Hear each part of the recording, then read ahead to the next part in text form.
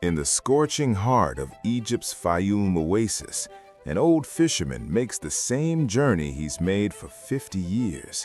But today, his boat carries more than nets. It carries a secret that will change his family forever. This is the true story of Mahmoud Hassan, the last traditional fisherman of Lake Qarun, and the day everything fell apart. The sun hadn't yet broken over the desert hills when Mahmoud Hassan, 67, pushed his weathered wooden felucca into Lake Qarun's dark waters. His hands, gnarled like ancient olive branches, moved with the muscle memory of 5 decades. This lake, Egypt's third largest, had been his entire world. His father fished here, his grandfather before him. For generations, the Hassan family pulled their living from these salty waters, just as their ancestors had done since the time of the pharaohs. But Mahmoud knew something his family didn't. 3 months earlier, the government inspector had come to his small limestone house in the village of Shakshuk. The words still echoed. "The lake is dying, Abu Ahmed. The salt levels are too high. The fish are disappearing. We're shutting down the traditional fishing licenses by year's end."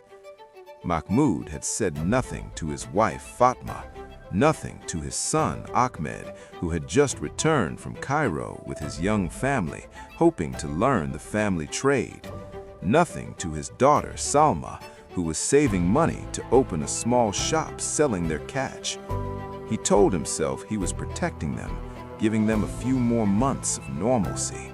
But really, he was protecting himself from the unbearable truth that he would be the one to end a legacy older than memory. By mid-morning, Mahmoud's nets held barely enough fish to fill a single basket. 5 years ago, this same spot would have yielded 10 times that. The lake that had sustained his family for generations was becoming a graveyard of salt. He was securing his meager catch when he saw it. His son, Ahmed's boat, approaching fast across the water. Too fast. Something was wrong. Ahmed pulled alongside, his face stricken.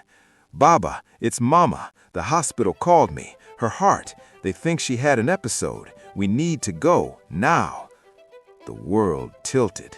Fatma, his Fatma, who had stood beside him through droughts and floods, through feast and famine. They raced to shore, abandoning the boats. The 40-minute drive to Faiyum General Hospital felt like crossing the entire Sahara. Mahmoud's mind spun with memories. Fatma at 17, laughing as she learned to mend his nets. Fatma holding baby Ahmed for the first time. Fatma last night, quietly knitting, asking him if something was troubling him. He had lied, said everything was fine. At the hospital, Dr. Yusuf met them in the corridor. Fatma was stable but weak. It was a warning, the doctor said. Stress on the heart. She needs rest, peace, no worries. When Mahmoud entered her room, Fatma's eyes found him immediately. Even pale against the white sheets, she could read him like the lake reads the wind. "Tell me," she whispered, "tell me what you've been carrying." And there, in that sterile room with machines beeping and his son standing frozen in the doorway, Mahmoud Hassan broke. The words poured out. The dying lake, the ending licenses, the fact that everything they'd built, everything they were, had an expiration date.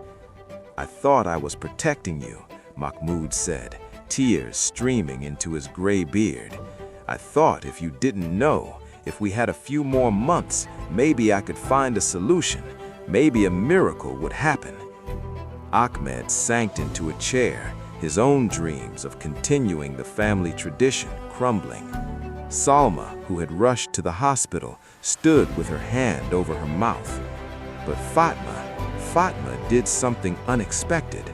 She smiled. "Ya Habibi," she said softly, using the endearment that meant my beloved. Do you know what I thought was wrong? I thought you had stopped loving me. I thought maybe you'd grown tired of this life we built together.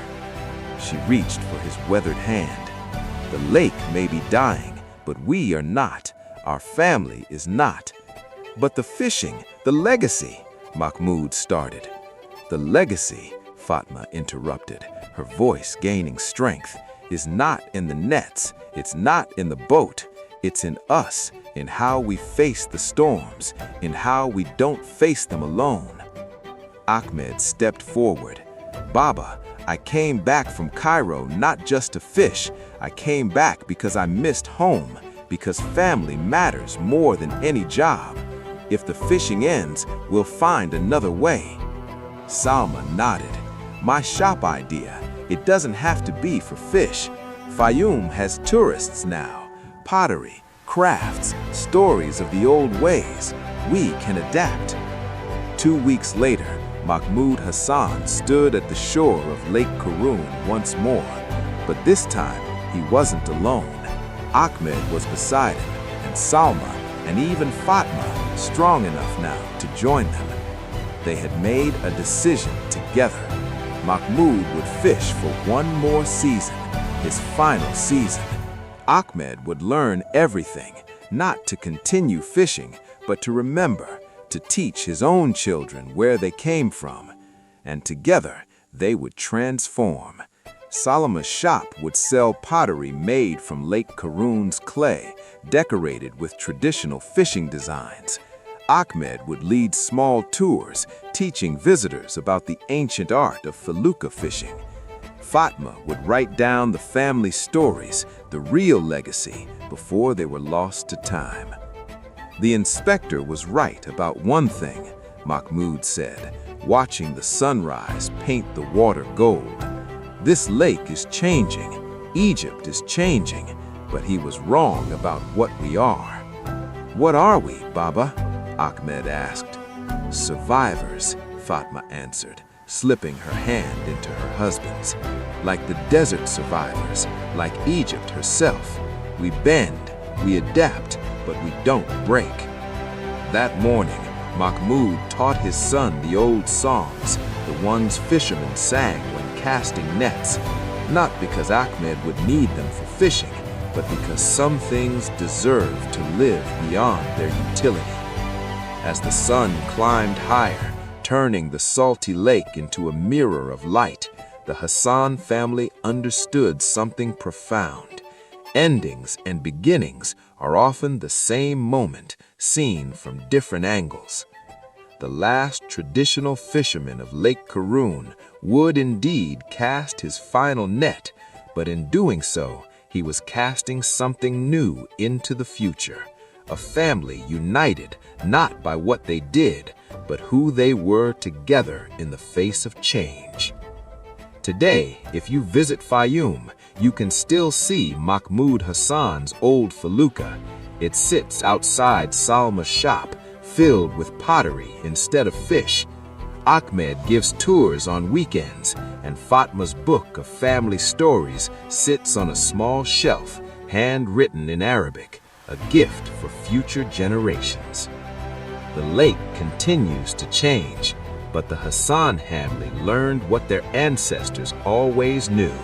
In Egypt, where the desert meets the Nile, where ancient stones watch modern lives unfold, the greatest legacy isn't what you leave behind, it's who you become together in the face of change. This is a true story. The names remain, the love endures, and sometimes the most dramatic transformations happen not with a bang, but with a family together choosing to begin again.